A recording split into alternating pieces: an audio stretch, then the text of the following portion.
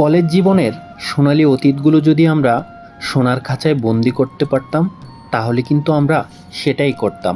College জীবনের সোনালি অতীতগুলো সোনার খাঁচায় বন্দি করতে না পারলেও আজকে কিন্তু আমরা ক্যামেরাবন্দি করার জন্য চলে এসেছি আব্দুর রাজ্জাক কলেজে। জি হ্যাঁ, আমরা শরীয়তপুর জেলার মধ্যে একটা বিখ্যাত কলেজের কথা বলছিলাম। 2009 খ্রিস্টাব্দে শরীয়তপুর সদর উপজেলার বুড়িরহাটে আব্দুর রাজ্জাক কলেজটি স্থাপিত হয়। একটি উন্নত জাতি গড়তে হলে শিক্ষা ব্যবস্থার উন্নয়নের কোনোই বিকল্প নেই। আমাদের শরীয়তপুর জেলাতে যে কয়টি কলেজ রয়েছে তার মধ্যে আব্দুর রাজ্জাক কলেজটি অন্যতম। এই কলেজে অনেক দূর দূরান্ত থেকে শিক্ষার্থীরা শিক্ষালাভ করার জন্য এসে থাকে। এখন তো যোগাযোগ ব্যবস্থার অনেকটাই পরিবর্তন ঘটেছে।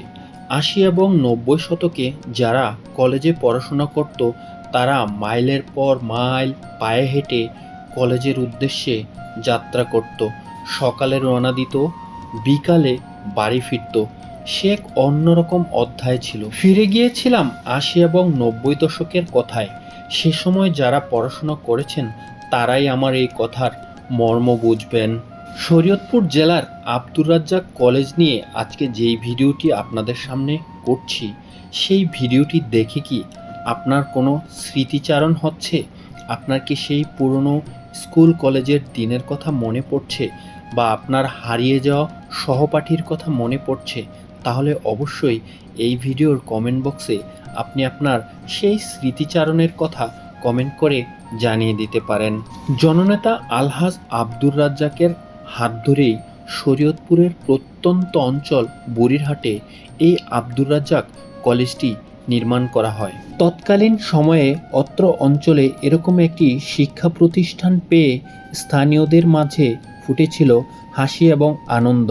তারই ধারাবাহিকতায় এই কলেজে অধ্যয়ন শেষে অনেক শিক্ষার্থী আজকে সারা বাংলাদেশে বিভিন্ন দপ্তরে নিয়োজিত রয়েছেন এবং অনেকে সুশিক্ষা লাভ করে পৃথিবীর বিভিন্ন দেশে কর্মরত রয়েছেন। আজকের ভিডিওটি এ পর্যন্তই। ভালো লাগলে লাইক, কমেন্ট, শেয়ার করবেন।